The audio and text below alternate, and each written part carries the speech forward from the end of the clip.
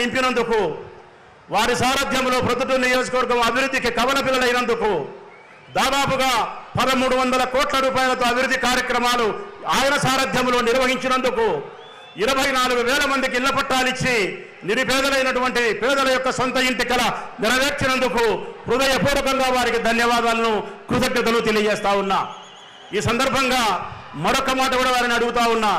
దేవుని దయ వలన ఈ ప్రజల ఆశీస్సుల చేత మళ్ళీ తమరు 2వసారి ముఖ్యమంత్రిగా జూన్ 4వ తారీఖున ప్రమాణ స్వీకారం చేస్తారని తప్పనిసరిగా సూచిస్తా ఉన్నాం.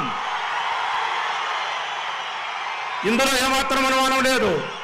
ఉమ్మడి కడప జిల్లాకు సంబంధించి 10 మంది ఎమ్మెల్యేలు అవుతారు.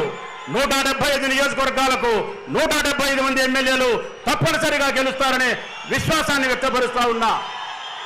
తమరు ముఖ్యమంత్రిగా ప్రమాణ స్వీకారం చేసిన తర్వాత మరొక్కసారి మీ చల్లని దీవెనలు ఈ ప్రొద్దుటూరు నియోజకవర్గ ప్రజల పట్ల ఉండాలని